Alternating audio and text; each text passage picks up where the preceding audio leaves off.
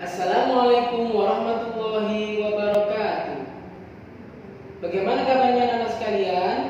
Semoga semuanya selalu sehat walafiat serta dalam lindungan Allah Subhanahu wa taala. Dan tetap semangat dalam beraktivitas meskipun hanya di rumah saja. Anak-anak sekalian, kali ini kita akan mempelajari pendidikan agama Islam dan budi pekerti untuk kelas 5 SD dengan tema Mari Belajar Al-Quran Surat At-Tin. Namun anak-anak sekalian, sebelum kita memulai pelajaran, marilah kita bersama-sama membaca basmalah, berdoa kepada Allah agar semua ilmu yang kita dapatkan menjadikan kita manfaat di dunia sampai nanti kita di akhirat. Allahumma amin. Anak-anak sekalian, langsung saja kita mulai pelajaran pendidikan agama Islam ini dengan tema Mari Belajar Quran Surat At-Tin. Anak-anak sekalian, sebelum kita membahas lebih lanjut Surat At-Tin, kita harus mengenal apa itu Surat At-Tin terlebih dahulu. Surat At-Tin merupakan surat yang ke-95 dalam Al-Quran. Sebagaimana telah kita ketahui bersama, Al-Quran terdiri dari 114 surat dan 30 juz. Nah, surat At-Tin ini merupakan surat yang ke-95, lebih tepatnya terdapat pada juz 30. Surat At-Tin termasuk golongan surat Makkiyah. Mengapa? Sebab surat At-Tin diturunkan di kota Makkah. Surat At-Tin Makkiyah sebab diturunkan di kota Makkah. Surat At-Tin terdiri atas 8 ayat.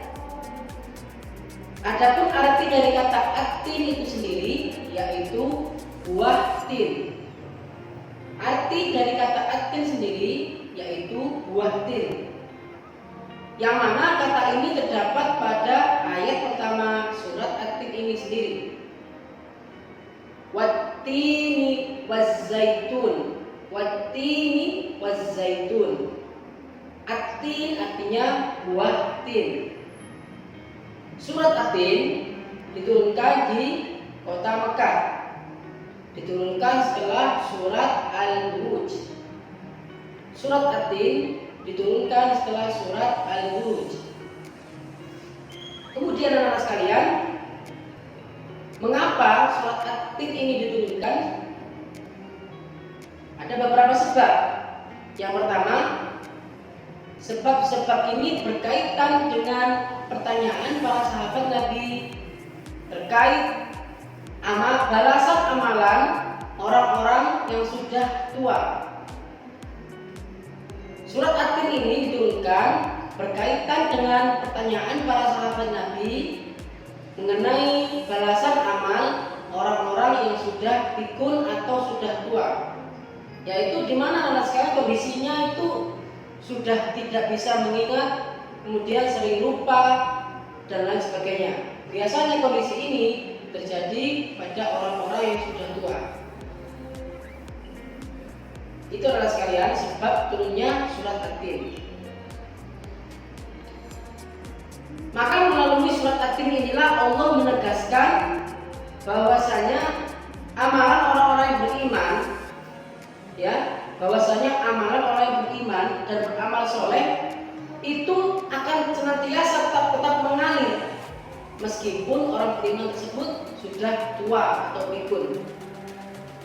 Ini merupakan kandungan inti surat At-Tin, atau isi dari surat At-Tin itu sendiri.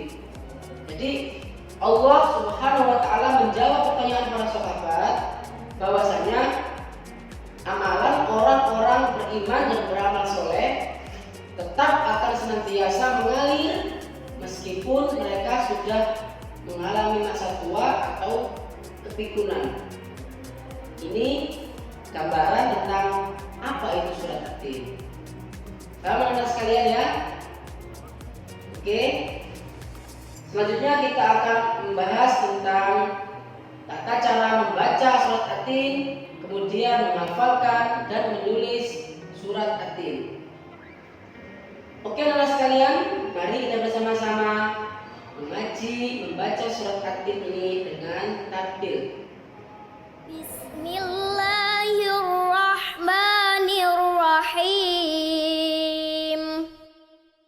Wattini wazzaitun wa turi sinin wa hadzal baladil amin. Laqad khalaqnal insana fi ahsani taqwim. Tsumma radadnahu asfala safilin. Illal ladzina amanu wa 'amilus solihati falahum ajrun ghairu mamnun. Fama yukadzibuka ba'du biddin. Alaisallahu bi ahkamil hakimin.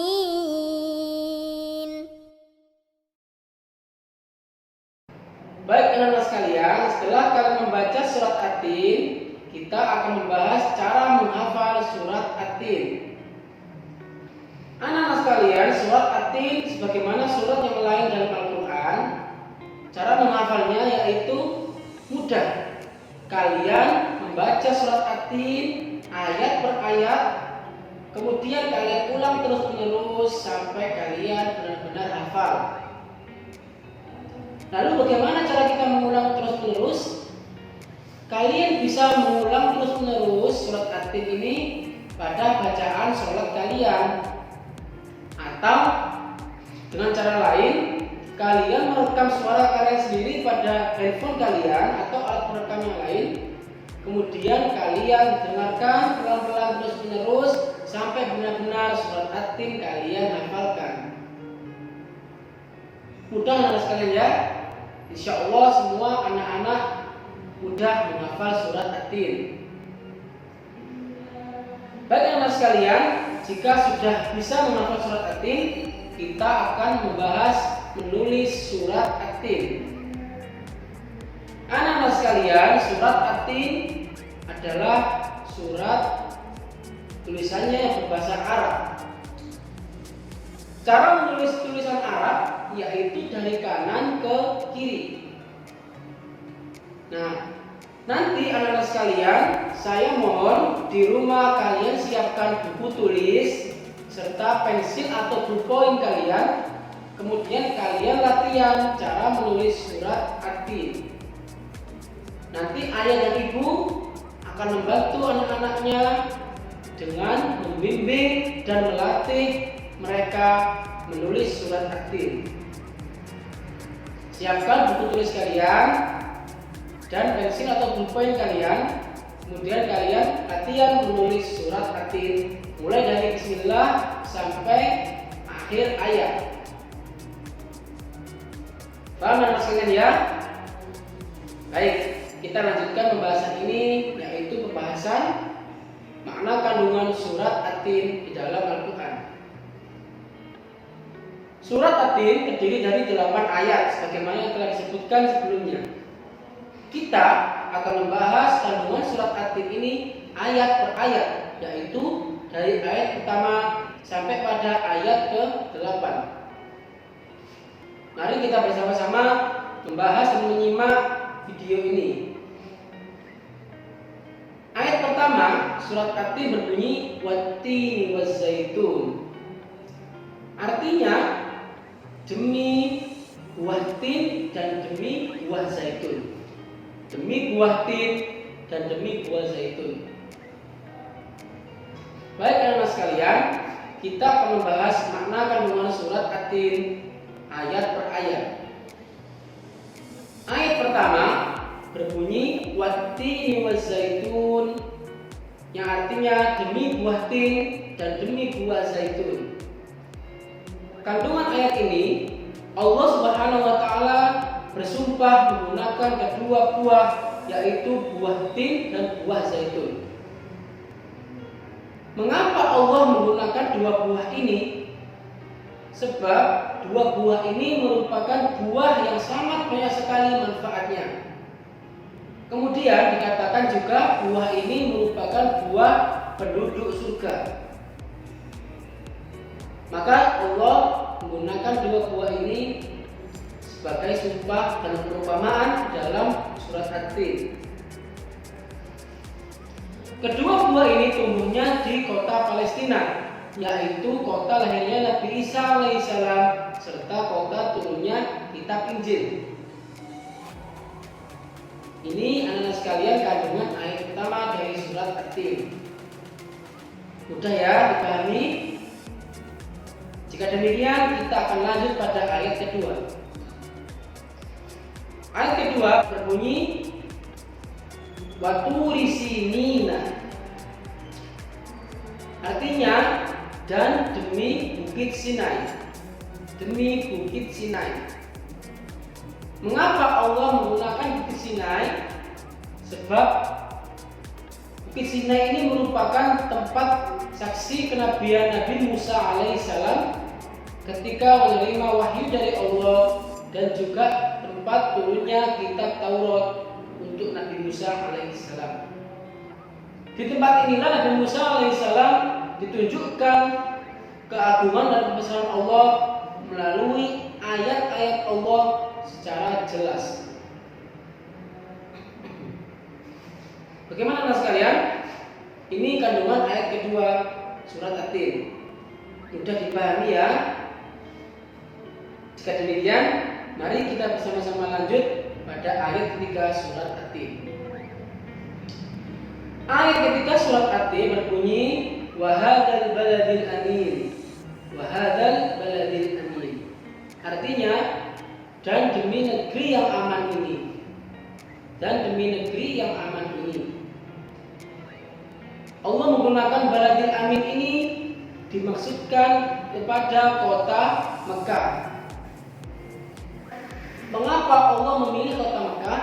Sebab kota Mekah ini merupakan kota suci, tempat kelahiran Nabi kita Nabi Muhammad SAW, dan juga tempat didirikannya dan terletak di dalamnya Baitullah atau Ka'bah yang menjadi pusat ibadah dan pusat kiblat umat muslim di seluruh dunia. Mengapa kota Mekah dimaksudkan sebagai kota atau negeri yang aman? Karena sebagaimana telah kita ketahui bersama, kota Mekah terlepas dari jajahan para musuh-musuhnya. Dulu di kelas 4 kita sudah belajar tentang surat Al-Fil, yaitu kita belajar bagaimana surat Al-Fil itu Allah menurunkan burung ababil untuk menghancurkan pasukan gajah yang akan menyerang Ka'bah. Bahkan sebelum mereka sampai di Ka'bah, mereka sudah hancur dengan burung ababil dan membawa kerikil-kerikil dari belakang. Ini salah satu bukti bahwasanya Mekah merupakan negeri yang aman sentosa. Itu anak sekalian ya. Jadi kandungan ayat ketiga, Allah menggunakan kota Mekah karena kota Mekah ini merupakan kota suci kelahiran Nabi Muhammad SAW dan tempat terletak di dalamnya Ka'bah Baitullah. Ini kandungan ayat ketiga surat At-Tin. Untuk dipahami bukan? Jika demikian, mari kita lanjut pada ayat keempat surat At-Tin. Ayat keempat surat At-Tin berbunyi laqad khalaqnal insana fi ahsani taqwim.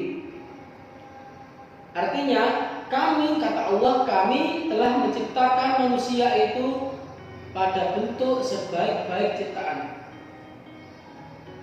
Insyaallah. Allah menciptakan manusia dengan berbagai keistimewaan, salah satunya yaitu akal yang membedakan antara hewan dengan tumbuhan. Kita manusia itu beda dengan binatang ataupun tumbuhan. Mereka tidak memiliki akal, tapi kita memiliki akal yang bisa kita gunakan untuk kegiatan-kegiatan positif, seperti berpikir, belajar, mengingat, membedakan mana yang baik dan mana yang buruk, serta menerima ilmu. Binatang sama tumbuhan tidak bisa demikian, tapi hanya manusia yang bisa melakukan hal tersebut.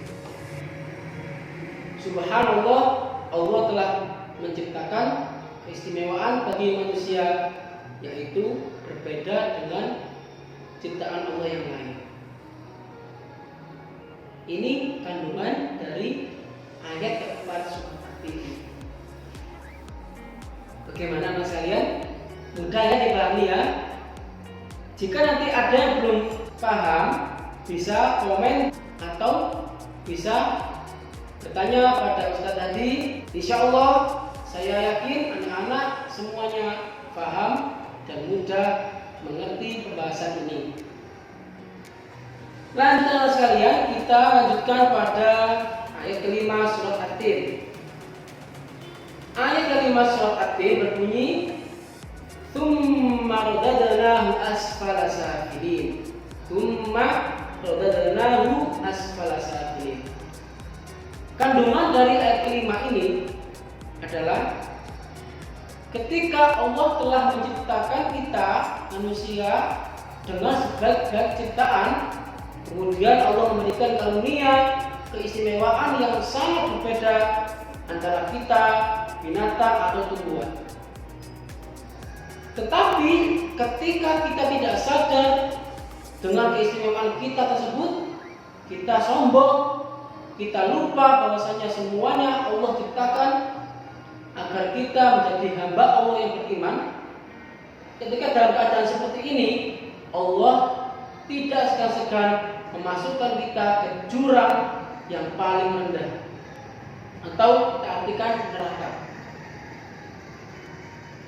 Sekali lagi anak sekalian, saya ulangi lagi, kandungan ayat kelima surat At-Tin yaitu Allah telah menciptakan kita sebagai manusia yang paling sempurna di antara makhluk Allah yang lain. Namun ketika kita lupa, tidak sadar dengan keistimewaan kita, maka Allah tidak segan-segan melemparkan kita ke dalam jurang atau tempat yang paling rendah, asfala safilin, tempat yang paling rendah, serendah-rendahnya. Insyaallah. Maka kita tidak boleh sombong atau lupa akan keistimewaan yang telah diberikan kepada kita ini.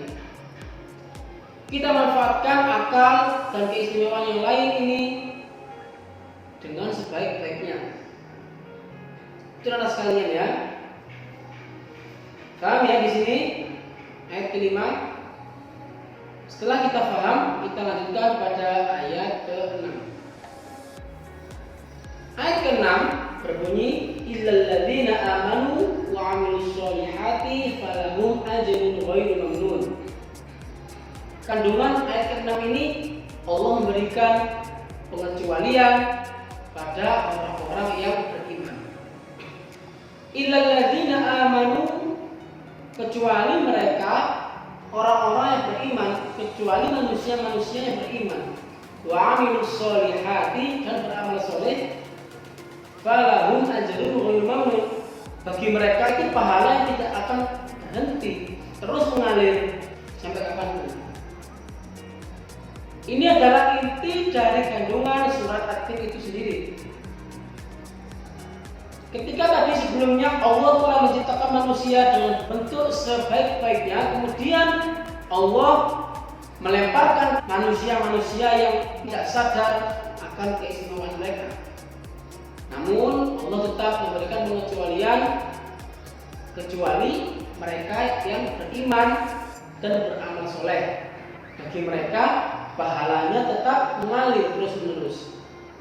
Ini pengecualian Allah Subhanahu wa taala kepada orang-orang yang beriman dan beramal soleh. Paham anak sekalian ya?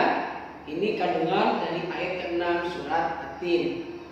Sekali lagi, Jika anak-anak masih belum paham atau belum mengerti, bisa komen atau kalian bisa chat WhatsApp saya. Oke anak sekalian, kita lanjut pada ayat ke-7 surat At-Tin yang berbunyi fama yukadzibuka ba'du biddin. Di sini Allah menjelaskan ancaman bagi mereka yang tidak percaya akan hari pembalasan. Baik anak sekalian, kita lanjutkan pada ayat ke-7 surat At-Tin.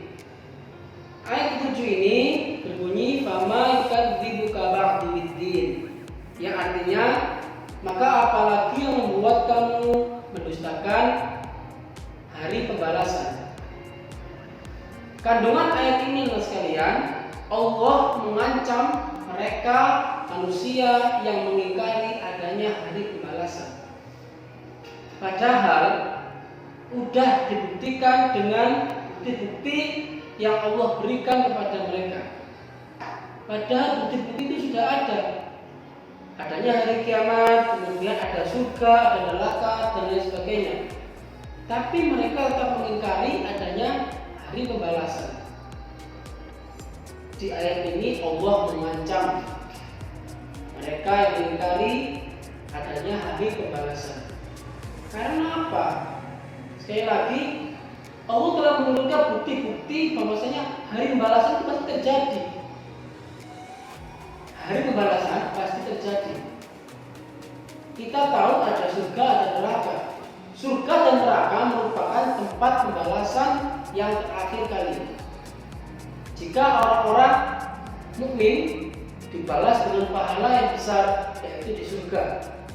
Kemudian sebaliknya, orang-orang yang kafir akan dibalas oleh Allah dengan siksaan yang besar, yaitu neraka. Pembalasan dua-duanya. Tapi ada manusia yang tidak percaya adanya pembalasan. Maka di sini Allah mengancam mereka dengan siksaan yang amat pedih. Ini anak sekalian kandungan dari surat At-Tin ayat ke-7. Paham ya di sini anak sekalian ya? Semoga mudah dipahami. Kemudian kita lanjutkan pada ayat ke-8 atau ayat terakhir surat At-Tin.